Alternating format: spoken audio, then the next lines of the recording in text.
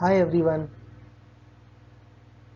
So almost 3 months has been passed when lockdown has been imposed to curb this pandemic, which we call more frequently either as COVID-19 or SARS-CoV-2. So dear friend, the word normal is no more a normal thing because this pandemic has affected everybody's life like never before.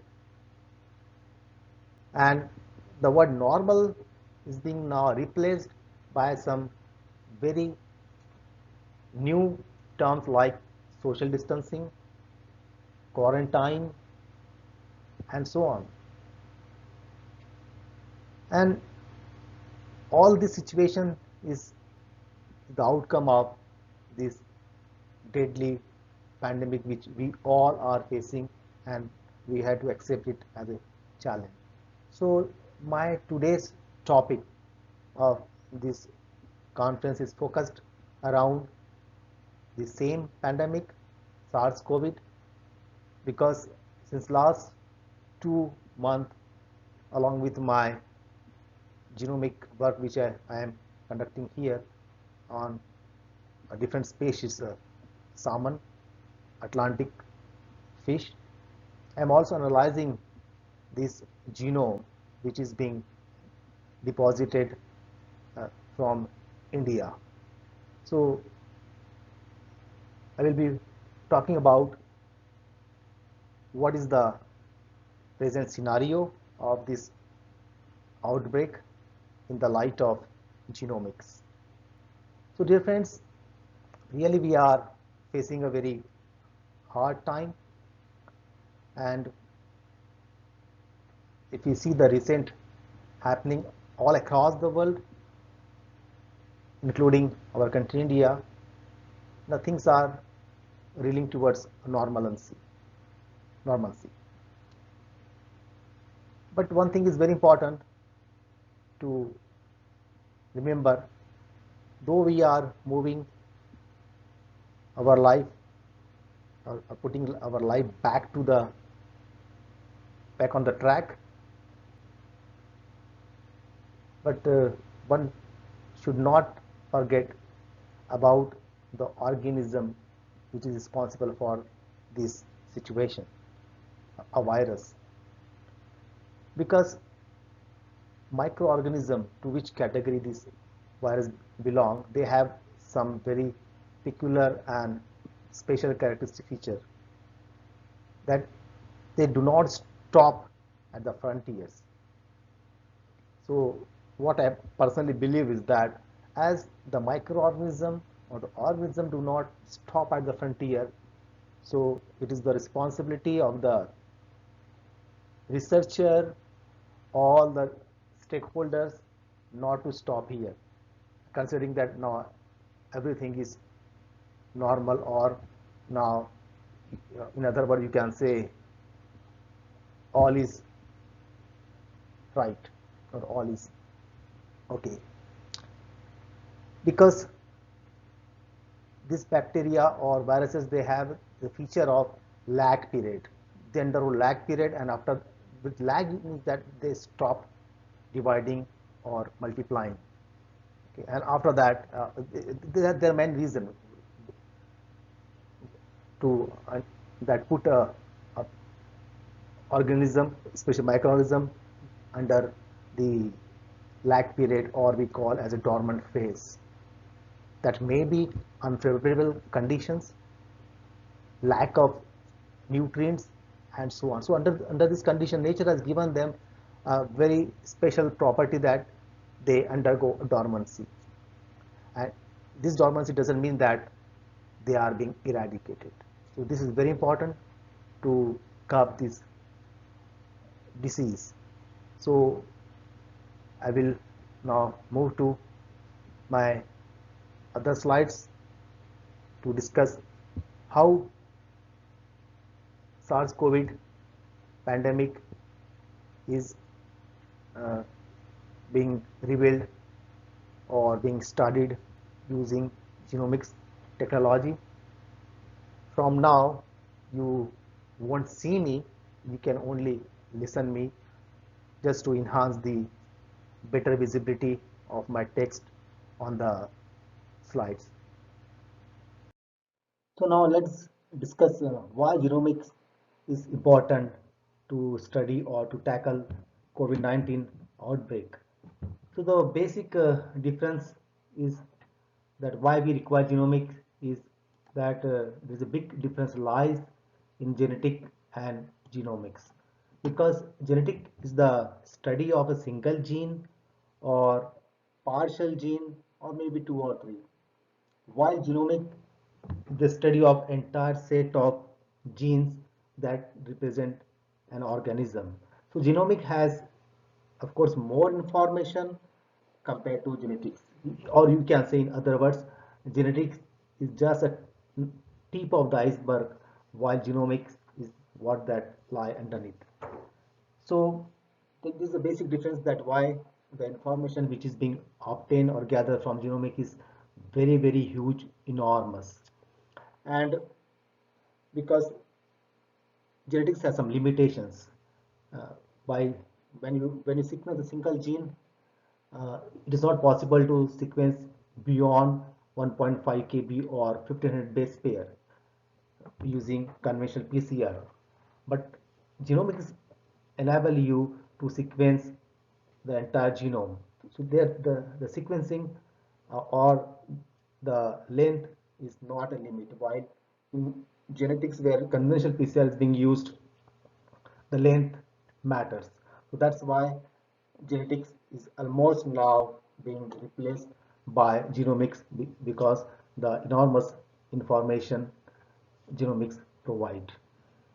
And second thing, that why we require this genomic data, because in most of the country, including our country India, now the lockdown is being eased, okay, and the people are being moving, okay. So as I said earlier, even if we are lifting the lockdowns, it doesn't mean that the disease has gone, because control is one thing and eradication is another thing. So in the second phase, when the lockdown is being removed, so this genomic data can be used very effectively to track the origin and the event of community transmission. So, so community transmission means where it is difficult to track the origin of the disease. So as I said, because the genomic has very huge information, so we can use that information to track the origin as well as the event of this community transmission, because genetic is one or two gene, while genomic is the entire set. Even one or two is missing, you have 3, 4, 5, 6, 7, and so on. And third reason is that, as I already discussed, it become more important after the release of lockdown, when people start moving and mingling with each other. And the first and another reason is the data which is obtained from genomic can be used to fill the gaps which arise either due to sampling error, lack of history, or limited sampling. Sampling error means when there is some bias sampling is being done, because sampling is very important. Okay? If sampling is done with a focus on particular area and not including the sample from the other region, that also create a lot of chaos in the data, and that may mislead the uh, disease spread. Another is lack of history. We don't know the origin from where the sample come out. So by analyzing the whole genome, you can reconnect or connect these uh, individual and track their history. And another is limited sampling. If because this is happening in some part, okay, there are reports that there are not enough sampling is being done or not enough people are being tested. That can also be find out by using this genomic data and then find out uh, where this missing information, how to fill that gap. That we will discuss as we go on. So you can say genomics has hugely transformed the field of biological sciences by allowing rapid sequencing of genome. You will be surprised to know that when Human Genome Project, commonly called as HGP, was launched and where millions of dollars were spent by all major countries, and the sequencing exercise is considered as the second most important exercise in science after the landing of human on moon.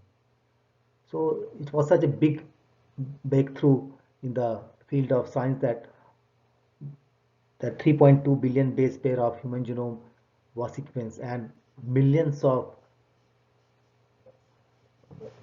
dollars were spent, and it was all public or publicly funded project. But what is interesting is that today it is possible to sequence the individual genome with just 6 lakhs Indian rupees. So 6 lakh rupees. I'm not talking about dollar. So if you want to sequence your whole genome, you can. If you are ready to pay 6 lakh, you can sequence your whole genome in just 6 lakh rupees. So question arises from where this huge transformation comes out. So the main reason is these high throughput technologies. These are the high throughput technologies which are mainly revolutionized the field of genome sequencing, and these high throughput technologies, they are the technologies which are more mainly related to the IT, information technology, or you can say more specifically to the computational part, or you can say chip technology.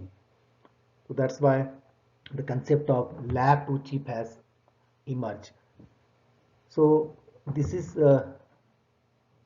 the most commonly used whole genome sequencing machine called as Illumina.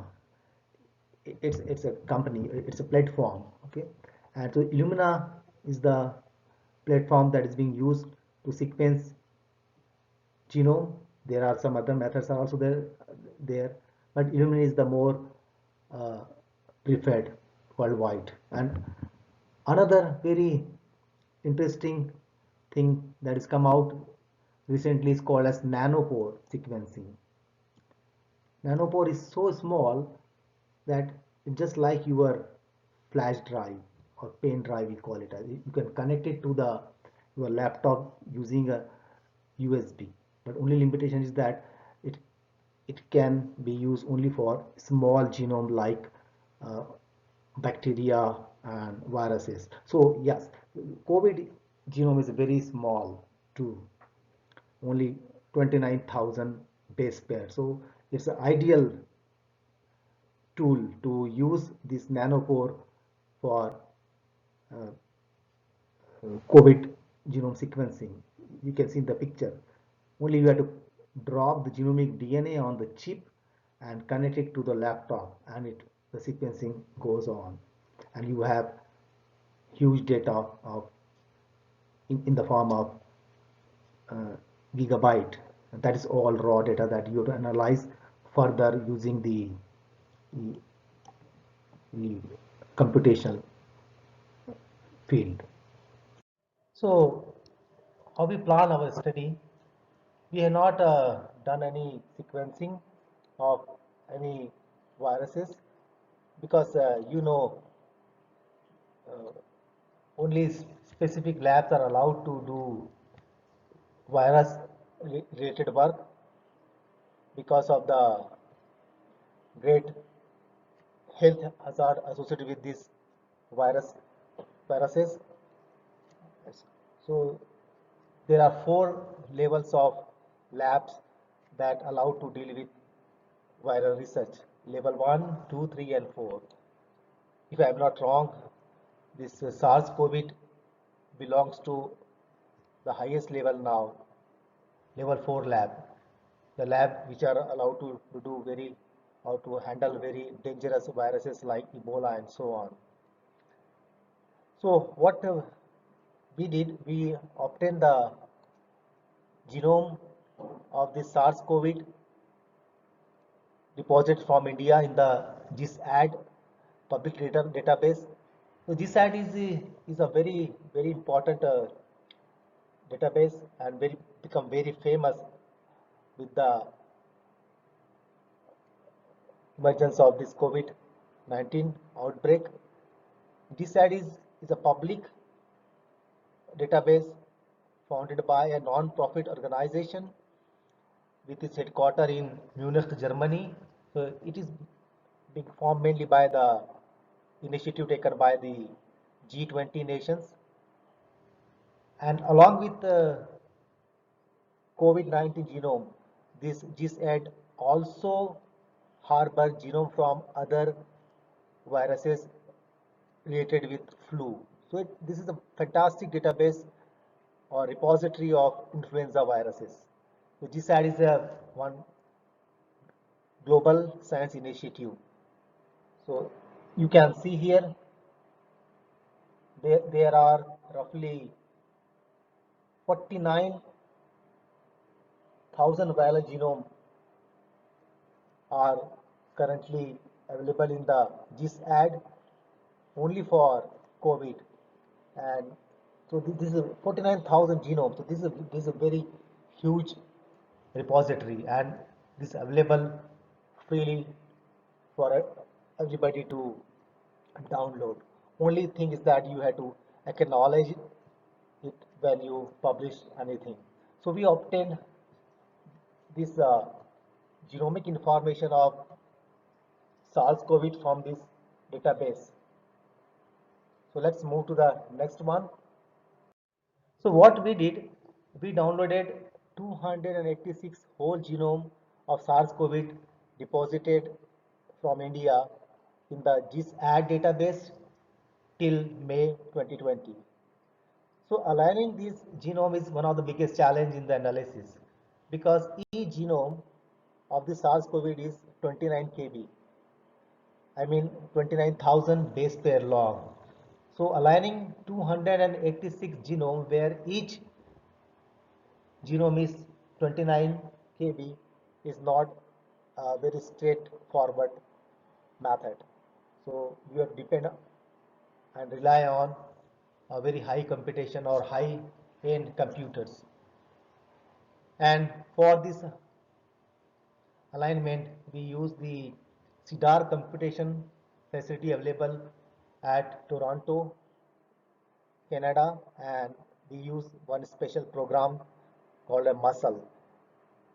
So I would like to share some thing with you that there are people who are interested to do genome analysis work. One of the very important thing is that if you are taking this initiative, you don't have to rely only on the Windows operating system because Windows operating system is not going to help you in this. You require Unix or more specifically Linux. You can see that this black box.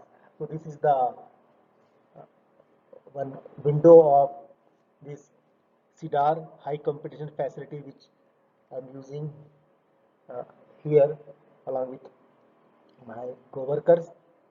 So this is a very high capacity or high computation facility having more than 1000 GB of RAM and lot of cloud storage. So alignment of genome is very uh, important step. The rest of the things are not that important, but aligning It's one of the biggest challenge. So once you align your genome, then you can move on to your downstream analysis.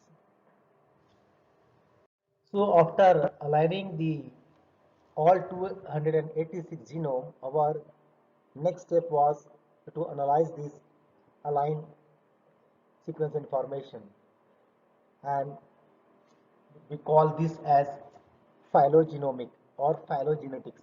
Phylogenetic is when you are only restricting to a gene, while genomic when you are taking into account the whole genome. So our next step was to analyze this whole genome information to understand their relationship. Okay, so after aligning this 286 genome, what we found that there are only 138 unique haplotypes out of 286. Are you getting me? There were 286 whole genome, but after aligning, only we could recognize that there are only 138 haplotypes, while rest of the genome were similar. So here I would like to clarify one thing. What is what is what do you mean by haplotype? Because this is very confusing term for some people. So let's discuss what is a haplotype.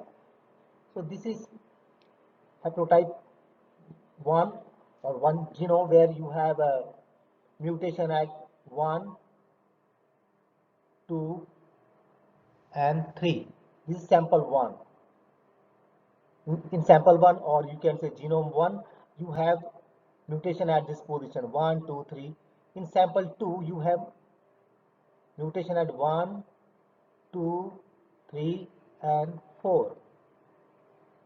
This is in sample 2. In sample 3, you have 1, 2, 3, 4, and 5. This is your sample 3 or genome 3. So you can see they have similarity. S1, S2, and S3, they have similarity, but they are unique. Okay, because S1 do not have a mutation at fourth position, while S3 do not have mutation. Sorry, S1 do not have mutation at 4 and 5. So all these three are unique. So after aligning, we find that there were 138 haplotypes. So these haplotypes are very important. We analyze only this haplotype. We not analyze the other genome because there are the repetitions. It is possible that there are 7, 9 haplotypes of S1 type. There may be some 50 haplotype that belong to S2, or there may be some 32 haplotype that belongs to S3. I hope this clarify what haplotype means, because in all our analysis we have not used the sequences or genome. We only use the haplotype which were unique. So after the after we have unique 138 haplotype in our hand, we move to the next step, which is the phylogenetic network, which is a very powerful algorithm developed by Dr. Rohel in 1999, the year when I was doing my PhD. Okay, so this algorithm was developed by a German uh, mathematician. This is very important that this is algorithm is the widely used algorithm in now in evolutionary and population genetics, and which is developed by applied mathematician, and that explain you how these mutations are related.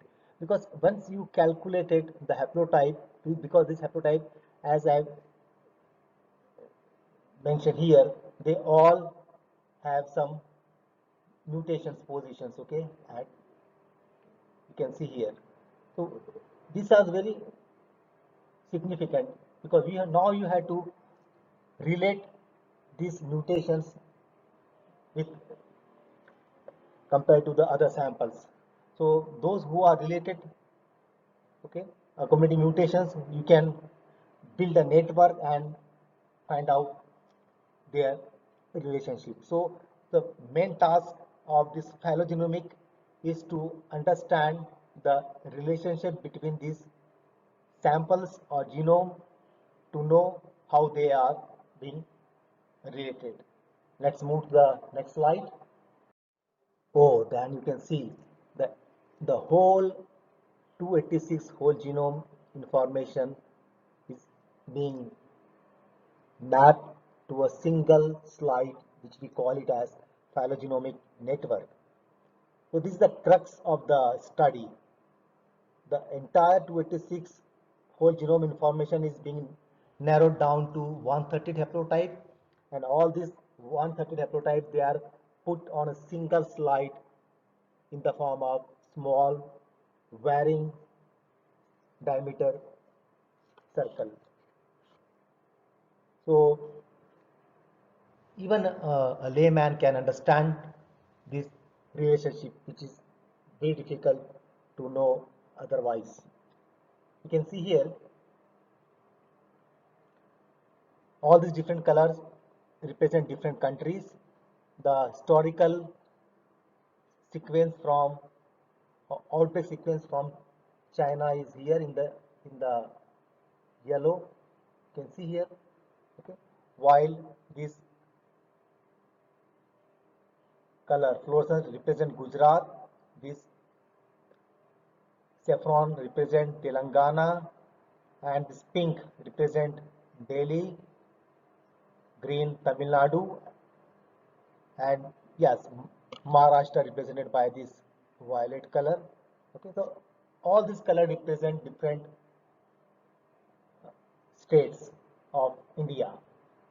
So what we speculate out from this whole network, that there are two main clusters are there, which we call it as cluster A. You can see here cluster A and cluster B. This is the cluster. This is the cluster A here, and this cluster B. These are the two main cluster, which we call it as ancestral cluster, because they are accumulating or harboring many related haplotypes. So here one thing, another terminology come, that's called as haplogroup. So similar haplotype, they are pulled together to form a haplogroup. You can see these two A and B are basically two haplogroup which further nested the similar haplotypes. So they are there are two haplogroup which are ancestral A and B. But what is the major difference between these two haplogroup or two ancestral node is that this node B and A, these are the two nodes, both are connected to the Wuhan outbreak sequence. You can see here. Okay, this is the Wuhan outbreak sequence represented by yellow color. One thing, what is there in the number inside the circle represent the number of haplotype. Most of the haplotype are represented by number one, means that there is only one haplotype of this type. You can see here, this is bigger circle which represent there are three haplotypes of this kind. Are you getting me?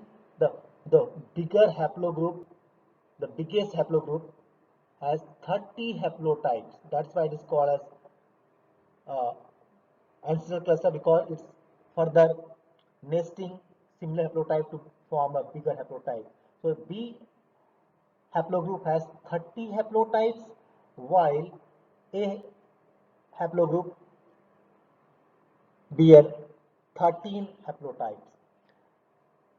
So as I said, both A and B are the major haplogroup which has ancestral position, and both are connected to this Wuhan sequence. But the haplogroup A is connected to this Wuhan sequence by a single median vector. while you can see here, this is the Wuhan and this is the median vector. The median vector is regarded as the unsampled or extinct individual in biological network. So these black dots all represent the median vectors. It means that either that information is missing or that individual become extinct. So I said my previous slide that genomic information can be used to track the origin as well as to find out the missing information or unsampling or bias sampling. So you can find, so if you obtain so much median vector in the network, it means that something is missing. Okay, so either this is in the form of a extinct individual or it may be in the form of a unsampled individual. So the major difference between this cluster A and B is that the cluster A is more directly related to the Wuhan outbreak sequence because there is another median vector that connects to the B. So there are two-step difference between Wuhan and B, while there is only a single step between Wuhan and A. So I said that A is more closer to Wuhan, and if you see the network, you find that the haplogroup A or the cluster A harbor more individual or viruses from the Gujarat. So Gujarat has more connectivity with the Wuhan sequences compared to the B. While B, there are more individual or genome from the south, which include Telangana and Tamil Nadu. And another interesting thing is that the viruses from Delhi, they are distributed equally between cluster A and B, all this pink. Okay, so they are equally distributed. They are sharing ancestry with the cluster A as well as with B. Okay, and these all gray color are the genome which come from the NIV Pune, and there is no information available from this in the GISAD database.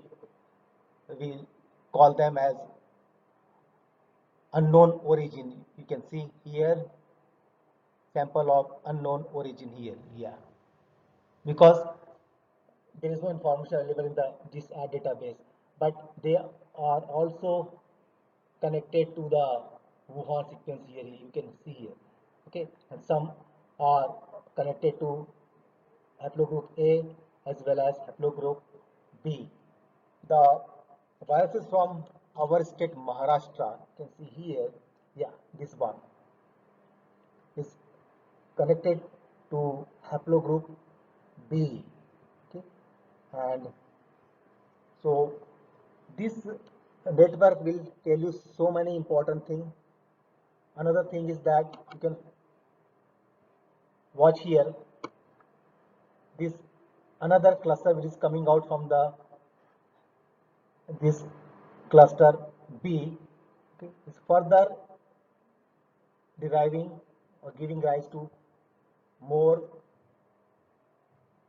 more derived individuals, and all the numbers on this line indicates the number of mutations which are being accumulated. You can see here this here there are 4 mutations that defines between this ancestral and the derived. So more mutation means that this virus is undergoing or completing some novel mutations which are not there in the ancestor. So this is very important to recognize this rate of evolution in the viruses, which will be which is of great importance in the preparation of vaccine. So this is the very I love this network because there is a lot of hard work behind this, okay, which can be represented in the form of a single picture. So next we will move that how this network uh, can be used in some other study, because I know the theme of this conference is sustainable development, a biological and socio-economic perspective. So in the next slide, I will discuss how this phylogenetic network can be used in social sciences or in humanities, because people are using this network to understand the evolution of languages, or we call as linguistic information, that we will see in the next slide. So phylogenetic is not only applied to genetic data, it can also be applied very effectively to linguistic information. So here in this slide, I would like to share one very recently published study based on the linguistic information. This study is based on the relationship between the varieties of Dravidian language which is being spoken in different part of the Indian subcontinent. You can see in the figure there are some 22 varieties of these Dravidian languages are being uh, distributed across the subcontinent. We only know the four major like Kannada, Telugu, Malayalam and the Tamil, but apart from that, some Dravidian language in the form of Bruhi is also being spoken in a small pocket in present-day Afghanistan and Pakistan. In the far northwest, similarly, one variety of Dravidian language is also being spoken in Nepal, and down here many other varieties. So in all there are 22 varieties of this Dravidian languages are there. So this study reveals that all these 22 varieties, they mainly group into some 6 to 7 cluster.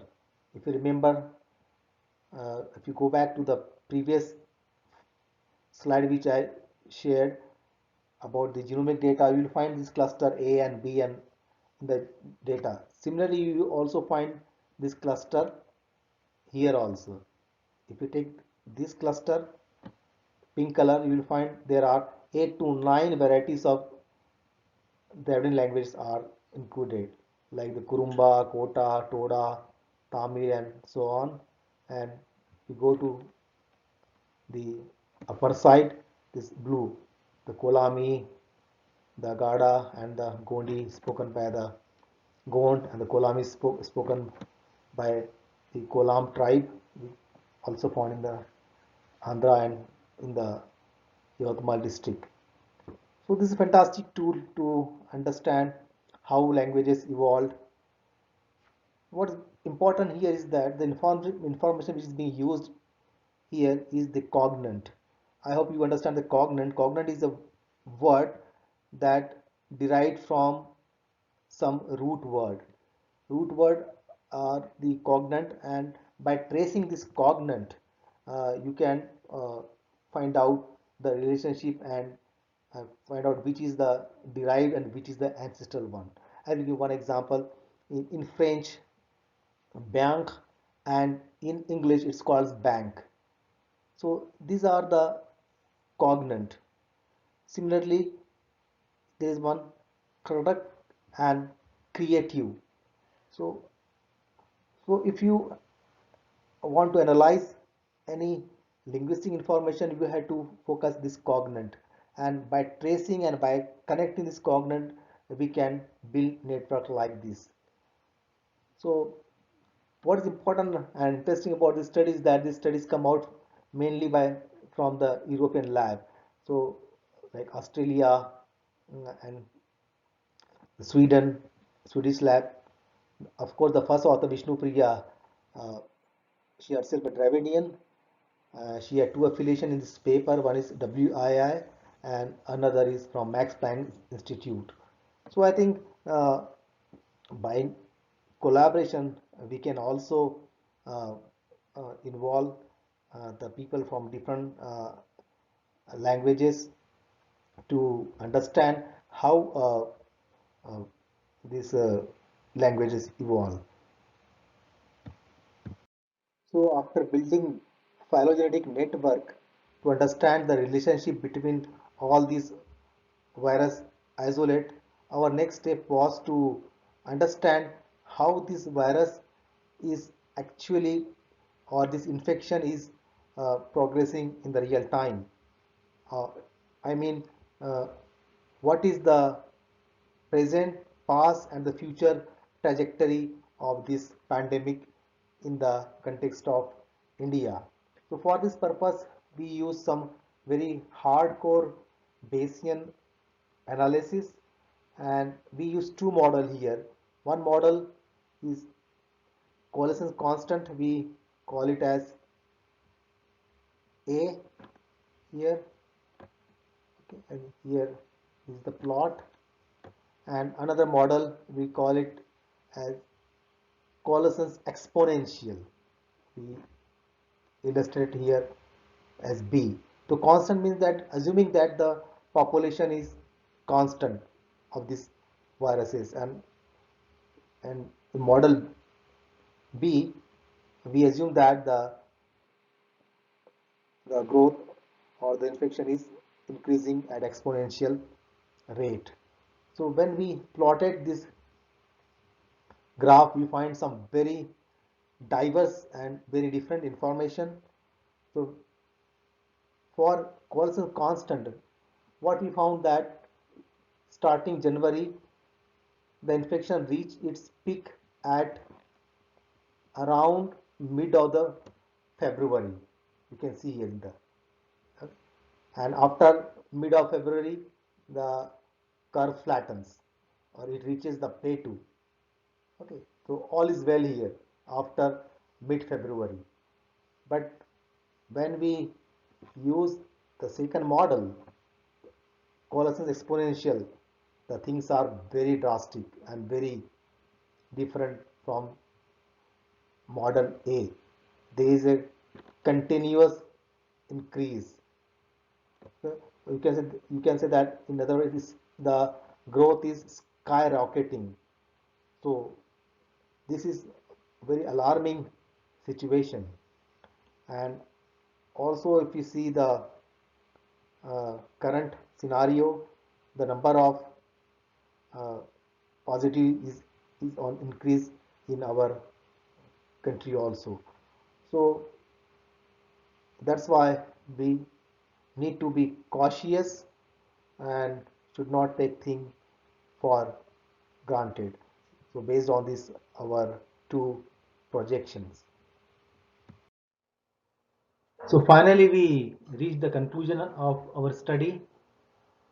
Analysis of 286 genome from India reveals some very interesting finding and very interesting insight.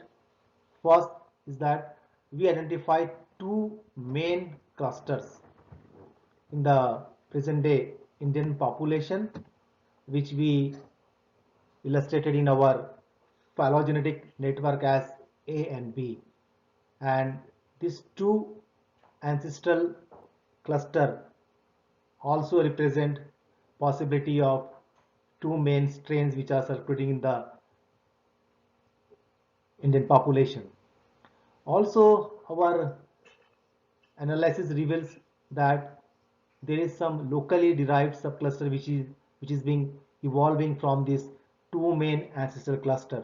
We have seen that some local clusters or subcluster are being coming out or deriving by accumulating mutation from the main ancestral node. So that can also cannot be ruled out. Another interesting thing we found is that the mutation is not constant. Some lineages they are accumulating more mutations because we identified mutation ranging from 1 to 7. Some lineages are gathering or accumulating mutations at more faster rate. So that is very unusual thing. And so based on this uncertainty that local subclusters and varying degree of mutations, the possibility of community transmission cannot be ruled out. This is our fourth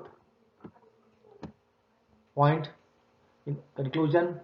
And when we use phylodynamic approach to know the growth of this SARS-CoV genome in India, we use two models. One is coalescence constant, when the population is not being, or the growth of the population of this virus is constant. We find that there is a plateau, but when we use another model, which we call it as exponential growth, when there is increase in the growth rate of this population, we found very high increase in the infection rate. So this is very alarming. If this fits into the scenario, as we already witnessing more number of uh, these positive cases coming out in India. Uh, Very recently, yesterday, I read that in Delhi, in, there was some 4,000 positive uh, COVID cases emerge out in a single day. So that is very alarming, and so we need to take some precautions after the lifting of lockdown. We should not relax and say, oh, now lockdown is over, let the life uh, become normal as it was there. So we need extra precautions during and after the lifting of lockdown also. So I end here with the famous dictum that viruses do not stop at frontier. So human should not either, because as I said in the beginning, that these viruses and bacteria, they are uh, dividing, and they are uh, creating, causing infection. Okay, even they are being undergoing some pause, or we call it as dormancy or lag period. It doesn't mean that they are being completely eradicated. So we should be very cautious, and we must take precaution to tackle this or to overcome this pandemic. Now it's a time to say thank you to all who directly and indirectly help in this study. I'm very much thankful to my co-authors, Dr. Ravi Kumar Gandham, Dr. Samira, Dr. Ashwin, who not only involved in the analysis but also co-author this publication. I am very much grateful to my mentor, Professor Bolding, who provided me access to high computational facility here. Last but not the least, I am thankful to the organizer of this conference and all participants for their patience hearing. Thank you. And the information which I shared with you is already being published recently and is available on Matrix, the preprint server for health science. You can go to the link shown on this slide. And if you have any question, please email me on the email address provided. Thank you so much. Take care. Bye bye.